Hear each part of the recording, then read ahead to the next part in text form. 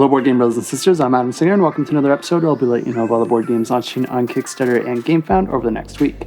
If you're new here, we do this every week going over all the upcoming campaigns, so if you want to stay up to date, this is the place to be.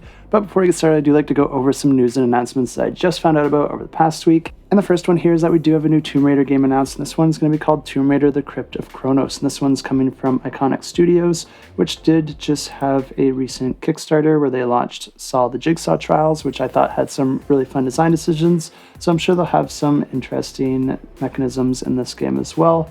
And this one is going to be launching early 2025, so if you are interested in the franchise, this is definitely one that you'll want to be checking out. I also wanted to bring a little attention to a campaign that's currently running on Kickstarter, and this is for the African Board Games Convention. And this campaign is basically a fundraiser to help support the efforts to put together a 2-day convention in Nigeria. And this is going to be bringing people together through the hobby of board games while also creating some exposure to the hobby itself and just creating an environment where people can hang out, have fun, play some games, and make some new friends. If this sounds like something you'd like to support, I will have a link to this campaign in the description below, and I'll also throw it in the pinned comment as well. It looks like a really great effort, and if you want to support it or if you just want to learn more, you can feel free to go ahead and check out the campaign. That's it for an intro. I'm not going to spend too much time on the introductions because we don't have a whole lot of games launching this week, but we do have a few, so let's check them out. And the first campaign we have launches on August 13th, and this one's called Gnome Village. And this one is a competitive game where players are going to be using worker movement and tile placement in order to build their little villages. I actually did film this one in advance, so I do already have footage prepared for this. So rather than going into this again, I'll just go straight into that footage with a seamless transition. This one is a competitive tile placement worker movement style game where players are going to be spending money in order to build different buildings like workshops and different businesses where they can send their gnomes to in order to activate them, generate a profit, and earn victory points for the end of the game. Each of these buildings offer their own action that they allow you to perform, and in order to build a building in your village, the only restriction is that it needs to be connected to your village and it needs to be adjacent to at least one road tile. Each building in this game does come in two states, either its inactive state or its active state, and in order to indicate that, you're just going to be flipping the tile to one side or the other. In order to activate a building, all you got to do is move a gnome onto that tile, and that's going to be flipping it to its active side. One thing I really like about this game is that you don't really have to worry about movement, because in order to move your gnome from one building to another, you just instantly move it there and it can move any distance as long as it's connected within your village. This doesn't have any pick up and deliver or anything like that, and the sole purpose of the roads within your village are just to allow you to connect more buildings. I am a big fan of that because pick up and deliver is not a favorite mechanism of mine, and I just wanted to point that out because the first time that I saw this with all the roads and the different meeples that you're going to be placing on the different locations, I initially thought that this was going to involve some sort of pick up and deliver, so if that was your impression as well, that is not going to be the case. Now I have this set up as a 2-player game with the blue player over here and the pink player over here, and you do get some starting tiles that you'll be able to build out your village however you like. And one thing to note here is that you do start with 2 buildings. One of them is going to be starting with its lights on, indicating that it's activated, and then the other one's going to be starting with its lights off. Your gnome does start at the building with the lights on, so I'll move this gnome over there. House tiles don't do too much on their own, but there are some other actions that do incorporate them, but they are a limit to how many gnomes that you can have, with your gnomes never exceeding the number of houses in your village. Other than the houses, you can also add different workshops into your village, and those are represented by these 4 different colored tiles up here. The houses don't actually cost anything to build, but you do need to have the appropriate workshops to be able to build the house. And there's 4 different workshops offered in the game. There's the gardener, which allows you to build more roads. There's the school, which allows you to acquire more gnomes, assuming that you have a house for them. Then there's the painter and the carpenter that you're going to need both of in order to build new houses. These 4 different tokens that I have beneath the workshops represent the products that those workshops can create, and rather than building one of those workshops and then activating it and using it to perform one of these actions, you can instead just purchase one of these tokens for 1 additional coin more than the workshop's cost, and then you could just spend that token at any time in the future as a substitute for activating one of your workshops. The only other type of tile that you can actually purchase in this game are the business tiles, which are represented by this stack here, and there's all sorts of different businesses that you can purchase. Each of these will have a different icon on them indicating which type of business they represent, and then all the different actions are outlined on this business actions card. But this one with the hat on it is a little bit special because whichever player has the most of those in their village is going to be the one to gain the Happy Gnome token. This is nice to have because it's worth 2 additional victory points at the end of the game. Each of your workshops and houses that you built are worth 2 victory points at the end of the game. The businesses, on the other hand, are not necessarily worth anything. However, there are some in here that do have a victory point outlined on them. Some of the businesses' actions do also incorporate a little bit of take that, but the nice thing about this is that there are other buildings that you can acquire in order to defend yourself from that. But this is a game that just alternates between the players, each taking a turn, and at the start of your turn, the first thing that you're going to do is reveal a forest card. Each of these cards is going to have some sort of different iconography indicating what you gain, and in this case I would gain a road tile as well as a single coin. So I'll just grab one from the stack and place it randomly wherever I like, and I think this spot looks good. And then I'll gain my profits. The next thing that would happen is I'd earn additional coins for each of the business tiles that I currently have a gnome standing on.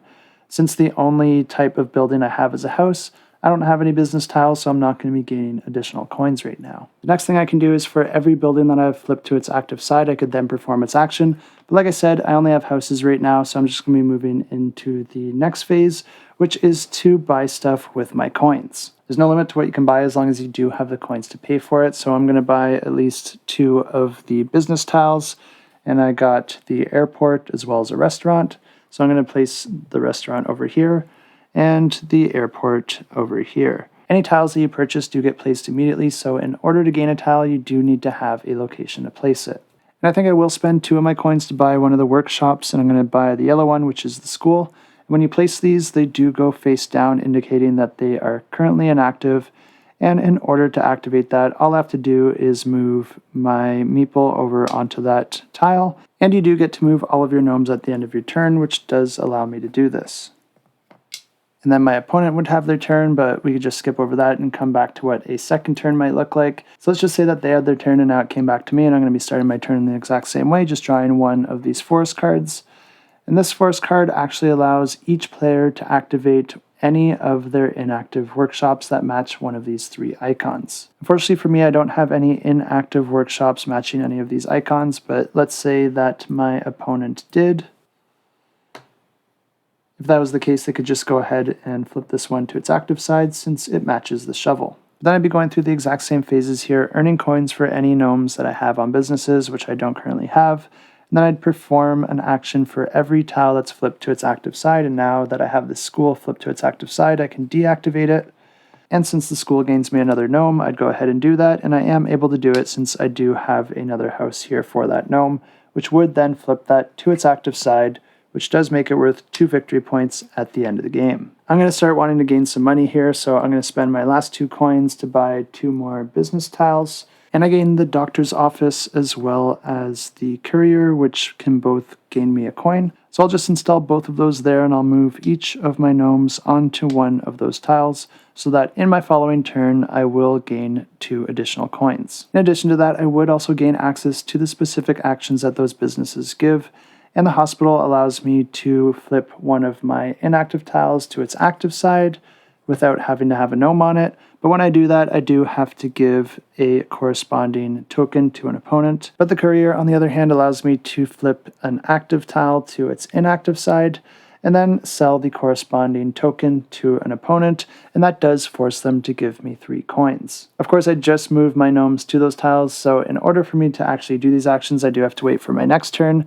And since the other players do also see where my gnomes are on my village, that also gives them some time to prepare for those potential actions. But the game continues like this until a single player is able to place all 5 of their gnomes out on their village, and that's going to be triggering the last round of the game. Then after that round, players are going to be tallying up all their victory points from their different buildings and workshops, as well as their various coins. Then the player with the most victory points wins the game, and if you want to check this one out, I will have it linked in the description down below. Also on the 13th, we have City of the Big Shoulders, and don't let the box art fool you on this one because this one is not a train game. This one is actually a Euro game where players are going to be buying and starting different companies and then purchasing shares in those companies and taking actions for the ones that they own in order to try and raise that share price to exchange those shares for the most money at the end of the game. And I know I probably made that sound way more complicated than it is because I don't think this is going to be a difficult game to table, but I think it is bringing in some unique ideas, and for those reasons, this one is my own personal pick of the week. But before I jump into how exactly a round plays in this game, I first want to explain a little bit about how the companies work, because there's a bunch of different companies offered in this game, and each one's going to have its ownership broken down into different cards.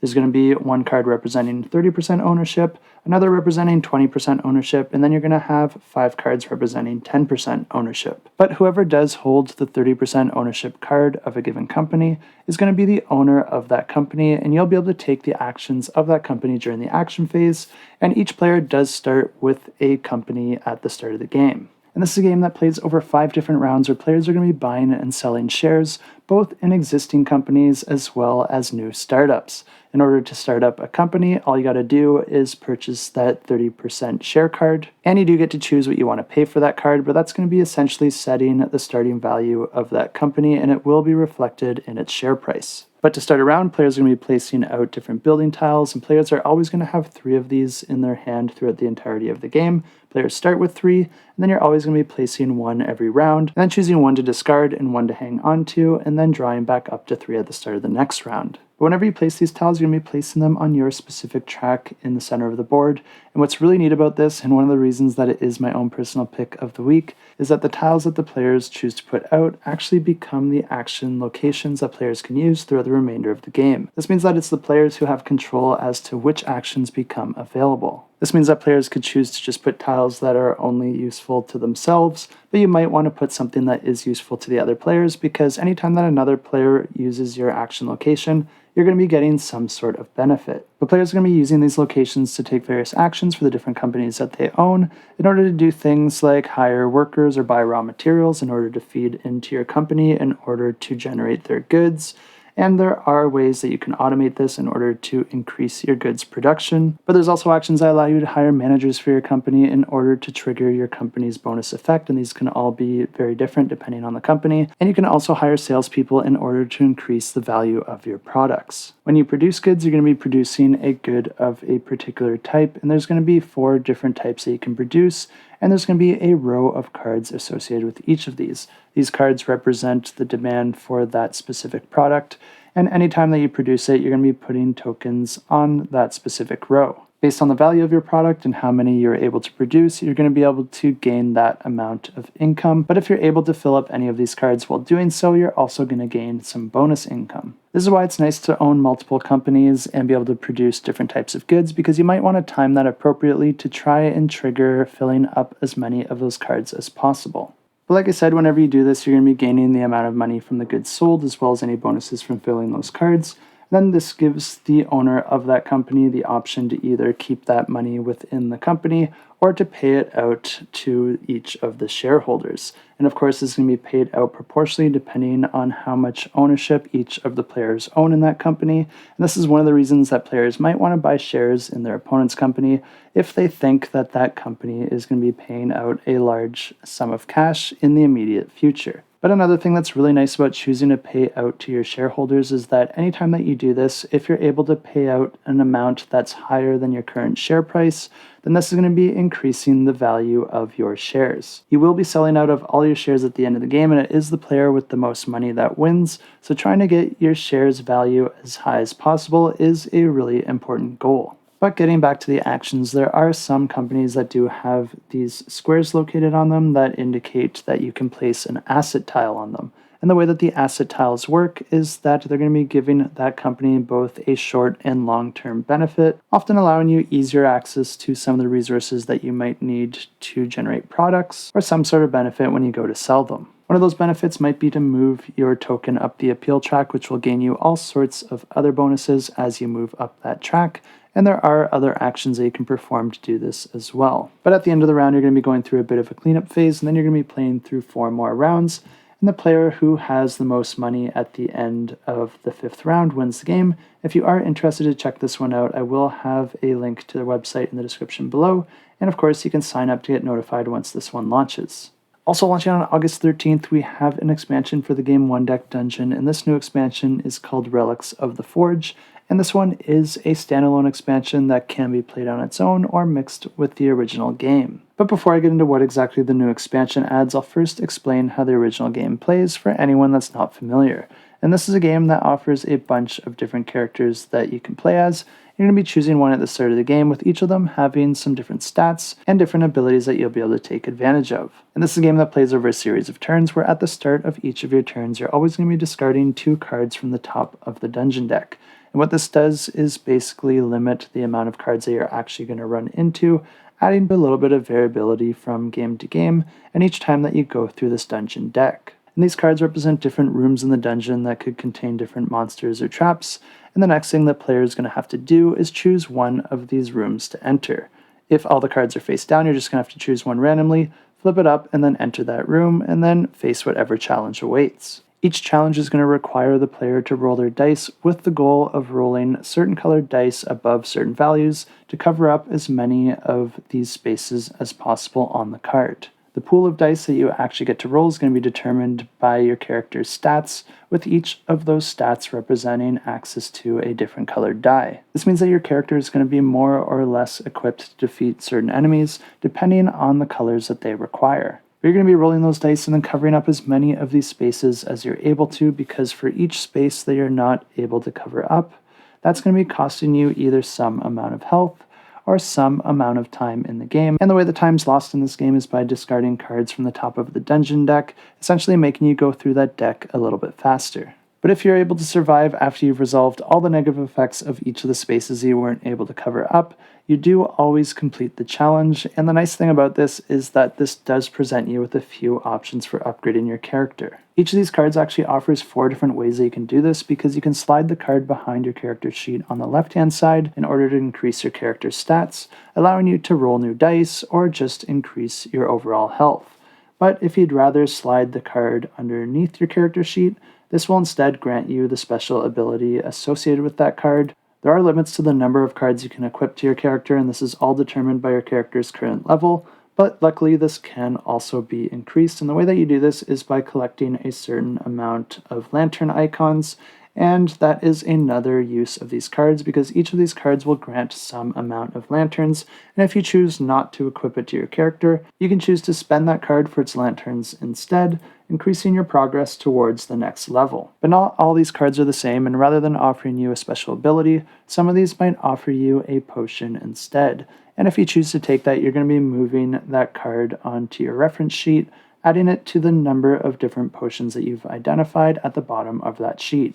Each time you do this, it's going to be granting you with a potion token, and each token can be exchanged to activate any of the different potion types that you've identified so far. These potions and special abilities will give you some different options for dice mitigation, or even adding additional dice into your pool for a particular challenge, or even allowing you to heal your wounds if you did take a little bit of damage. But if you do run into a card that you don't feel ready for quite yet, you can always choose to flee rather than continuing on with that challenge. But when you do this, it is going to be burning some time, since you will be going into your next turn, and of course discarding 2 cards from the top of the deck, causing you to go through that deck quicker without getting any sort of upgrade. And the card does remain on the table face up, occupying one of those 4 spots until you do decide to go and challenge it again in the future. But the game continues like this until you reach the stairs card at the bottom of the deck, and this is going to be taking you through different levels of the dungeon, with each level getting a little bit harder than the previous one. The final floor will also have a final boss that you're going to have to go up against, and there's a bunch of different bosses offered in the game. And these work very similar to the regular encounters, where you're going to be facing any negative consequences at the end of each turn for each of the spaces that you haven't yet covered. But the difference here is that you're going to be continually fighting that boss turn after turn until you're able to fully deplete their health. If you're able to do that before your health runs out first, then you do win the game. As I mentioned before, this new expansion is a standalone expansion, and what that means is that you don't need the original game in order to play it. But this is going to be adding in a few new ideas. First of all, there will be the concept of progression, where you're going to have a sheet where after you defeat a dungeon, you'll be able to unlock different upgrades and then carry those forward into your following dungeon the next time that you play the game. But of course, they wouldn't call this expansion Relics of the Forge if they didn't also add relics. And the way that these work is that when you choose your character, you're also going to be able to choose a relic to enter the dungeon with. And each of these relics is going to have a few different abilities associated with them, and you're going to have to power up those relics in order to gain access to those abilities. You're going to be using the forge in order to do this, but the way that this works is that you're going to be sacrificing some of your dice to use as fuel in order to power up that forge and then activate your relic. This means that there is a bit of a trade-off there, but luckily there are some additional tokens introduced with this expansion that you will be able to use to your advantage as well. And those are pretty much the changes in the gameplay with this one, but since it is a standalone expansion, it will be offering a bunch of new heroes, new bosses, and of course a ton of new challenges. If this one sounds interesting to you, you can check it out, and I will have it linked in the description down below. Also on the 13th, we have Nobula Noir, and this one is a narrative-driven role-playing deduction game where each player is playing as a different character aboard a spaceship who is woken up to find one of their crewmates dead. The game plays over 3 rounds that are going to be pushing the narrative forward as players discover new logbooks from the deceased crew member, as well as new threats and potentially new casualties. Each player also gets additional details specific to their character's unique perspective. Since each character has their own role and routine amongst the ship, there's going to be different observations and secrets that you might want to share or keep away from the other players. Throughout the game, players are going to be making different decisions based on who they think they can trust, with some of these decisions being more dangerous than others. If your deduction skills are strong enough, you might actually make it off the ship alive.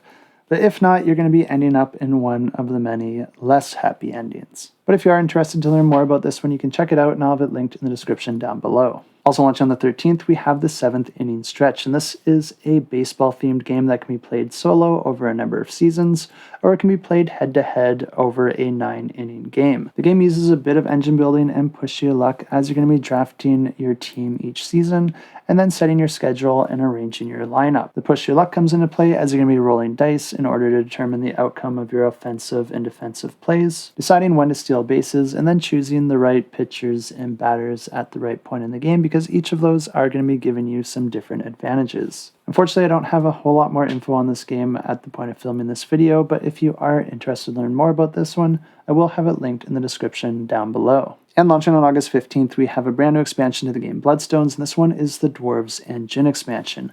And I did cover this game back during its original campaign, so I will roll that previous footage here in a second for anyone that's not familiar with this game. But this expansion is going to be adding a bunch of new upgrades that you can add into the game to upgrade your different components.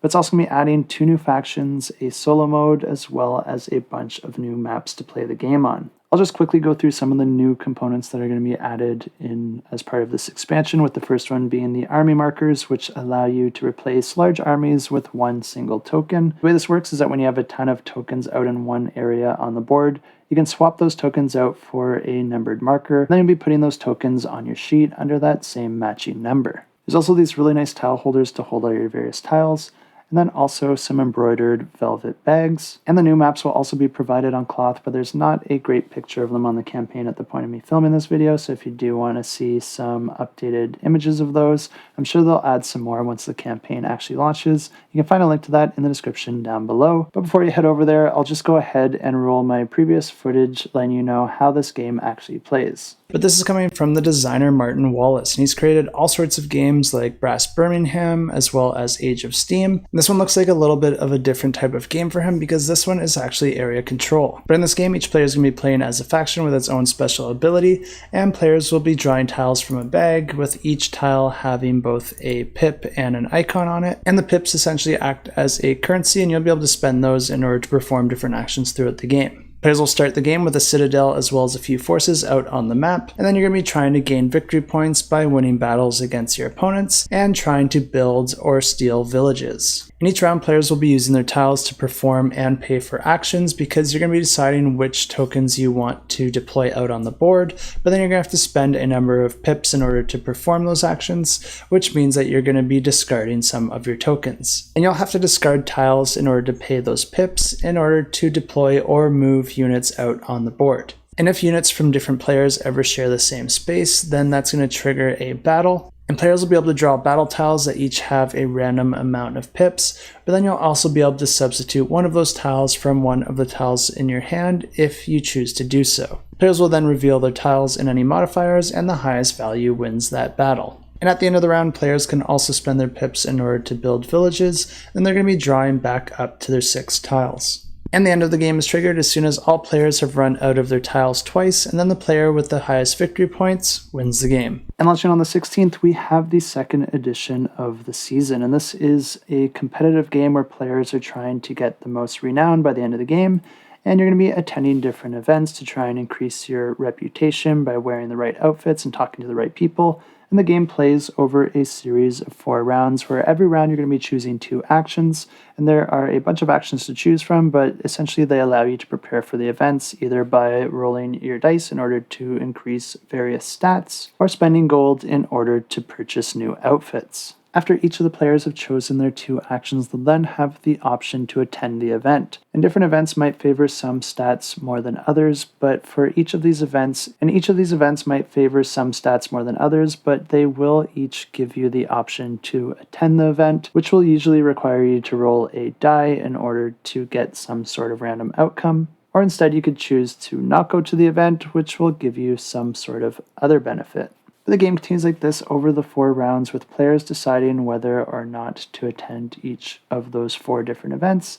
Then the player with the most reputation at the end wins the game, and if you do want to check this out, I will have it linked down below. And launching on the 17th, we have the Fisherman, and this is a competitive fishing game where at the start of the game, players are going to be naming their ship and equipping it with all sorts of different gear to help them go to the deepest depths and catch the biggest beasts. Players will be loading their ships with fuel and gear and then using that fuel to make it out to the deepest areas of the board, and then rolling a d10 to figure out what sort of fish they pull out of the water. The further you go out, the better fish you might find, but there's also going to be different cards that players are going to have to draw that can have all sorts of positive or negative effects, and you might end up having to negotiate for some help from your opponents if you do find yourself stranded at sea. Each fish that you catch might grant you with some amount of fuel if you decide to throw it back in the water, or if you decide to take it back to port, you can either exchange it for its amount of monetary value, which earns you victory points for the end of the game, or instead you can choose to exchange it to gain an additional item that you'll be able to take with you back into the sea in order to potentially catch even bigger fish.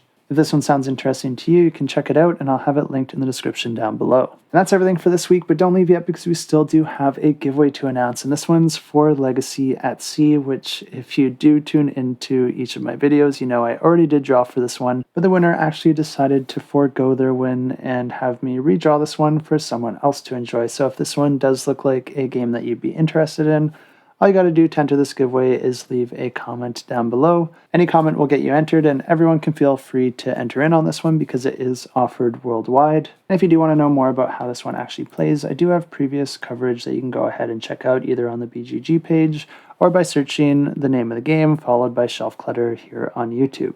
And that's kind of all I got for giveaways this week. The campaigns do tend to slow down here in the middle of the summer, but we did also run a giveaway for Dead Reckoning last week and the new expansion, and you can go ahead and find that on the Discord if you do watch this soon enough, because there is still about 2 days left on that giveaway. This is another really nice one, and your odds are pretty good. All you got to do is check out the Discord in the link down below, head over to the giveaways channel, and then click the emoji underneath that giveaway. Good luck in each of those, and that's pretty much everything I had to talk about this week, other than I did just attend GenCon for the first time ever, and it was crazy busy. I think they broke records with the amount of attendance they had, and it was quite a lot different than any convention that I've ever been to. I did manage to play quite a few of the games from my 30 games that I wanted to try at GenCon list that I posted earlier in a separate video.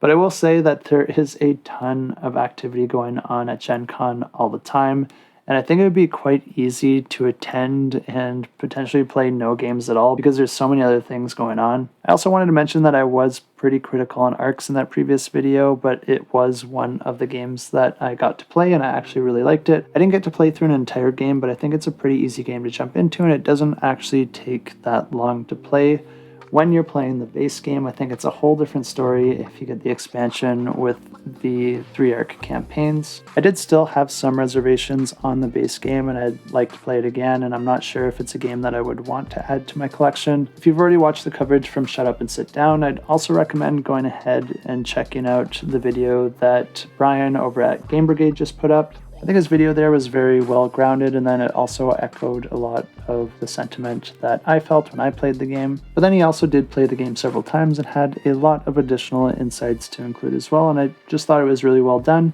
and I do recommend checking it out. But that's all I got for you this week, although I did take some footage from GenCon.